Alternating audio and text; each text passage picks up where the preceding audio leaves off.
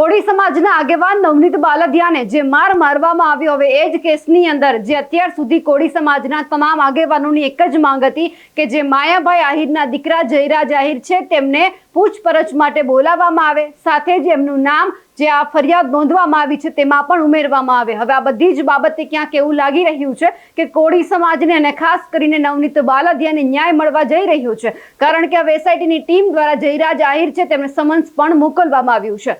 નમસ્કાર, આપ જોઈ રહ્યા છો નિર્ભય ન્યૂઝ અને હું છું આપની સાથે રિદ્ધિ।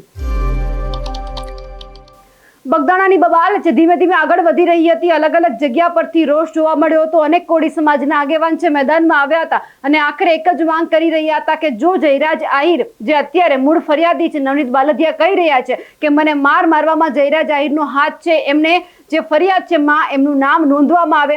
એ જ બાબતે આજે ક્યાંક એવું લાગી રહ્યું છે કે જે અલગ અલગ પુરાવા છે ભેગા કરવામાં આવ્યા, 11 આરોપીની ધરપકડ કરવામાં આવી હતી, એમાંથી નવા ખુલાસા સામે આવ્યા અને આ બધા જ ખુલાસા ભેગા કરી અને હવે જયરાજ આહિરની સામે એસઆઈટીની ટીમ આવી છે, એટલે કે હવે જયરાજ આહિર છે એમને એસઆઈટીએ સમન્સ મોકલ્યું છે। આજે એમની પૂછપરછ થવાની છે અને ખાસ કરીને ક્યાંક એવું કહી શકાય કે કોળી સમાજના અલગ અલગ આગેવાન છે, સંગઠન છે મેદાનમાં આવ્યા હતા। એમણે એક જ હુંકાર કર્યો હતો કે ન્યાય મળવો જોઈએ। ઘણા બધા ભાજપના કોળી સમાજના આગેવાન એવા હતા કે જે મેદાનમાં આવ્યા હતા, એમણે એવું કહ્યું હતું કે જો હવે ન્યાય નહીં મળે તો પછી અમે સરકારને પણ બતાવી દઈશું કે અમારો પાવર શું છે। આ દરમિયાન આપણે જોયું હતું કે મહુવા જે તાલુકો છે ત્યાંના જે કોળી સમાજના તમામ સરપંચ છે, તાલુકા પંચાયત, જિલ્લા પંચાયતના ભાજપના સદસ્ય છે, એ તમામ લોકોએ હુંકાર કર્યો હતો। સાથે સાથે 3 દિવસની મોહલત છે તે પણ ક્યાંક ભાજપ સરકારને આપવામાં આવી હતી અને એ જ પછી ક્યાંક એવું લાગે કે 3 દિવસ પૂરા થાય એ જ સમય દરમિયાન જયરાજ આહિરને જે આ સમન્સ છે તે મોકલી દેવામાં આવ્યું છે। એટલે કે હવે જયરાજ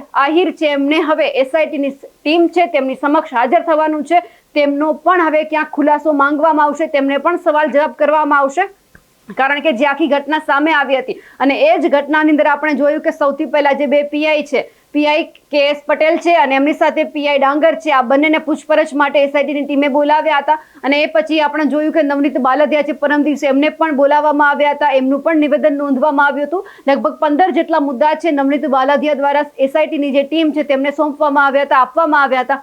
આ સાથે જ એમના માટે જે લીગલ ટીમ કામ કરી રહી હતી એ લીગલ ટીમે 15 મુદ્દા છે તે પણ એસઆઈટીની ટીમને આપ્યા હતા। પણ આ બધાની વચ્ચે હવે જ્યારે જયરાજ આહિરને એસઆઈટીની ટીમ બોલાવી રહી છે ત્યારે એ પણ જોવાનું છે કે કેવા નવા ખુલાસા થઈ રહ્યા છે, કારણ કે એક તરફ આપણે જોયું કે કોળી સમાજના તમામ આગેવાનો છે એમણે એવું કહ્યું હતું કે ભાવનગરમાં ભેગું થવાનું છે, 1 જે ફેબ્રુઆરી છે ત્યારે એક મહાસંગઠન બોલાવવાનું છે, બેઠક બોલાવવાની છે અને બધા જ લોકોએ ભેગું થવાનું છે, ન્યાય માટે અહીંયાથી હુંકાર કરવાનો છે। એટલે ક્યાંક હવે એવું લાગી રહ્યું છે કે કોળી સમાજ જે આટલા દિવસથી મહેનત કરી રહ્યો હતો એ તમામ કોળી સમાજના આગેવાનોને હવે ક્યાંક ન્યાય મળવા જઈ રહ્યું છે।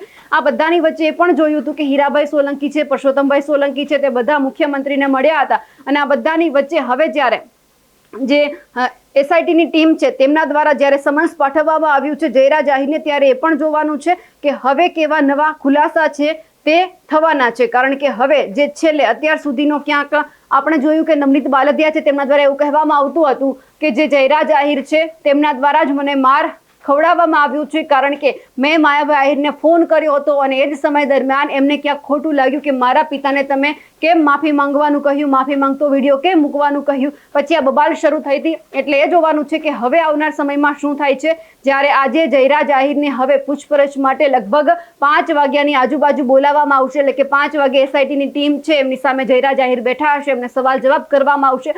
હવે ત્યાંથી કેવા નવા ખુલાસા સામે આવે છે તે પણ જોવાનું રહ્યું। અમારા અહેવાલને લઈને આપનું શું માનવું છે કમેન્ટ કરીને ચોક્કસથી જણાવજો। સાથે જ અમારી નિર્ભય ન્યૂઝ ચેનલને લાઇક, શેર અને સબસ્ક્રાઇબ કરવાનું ભૂલશો નહીં। નમસ્કાર।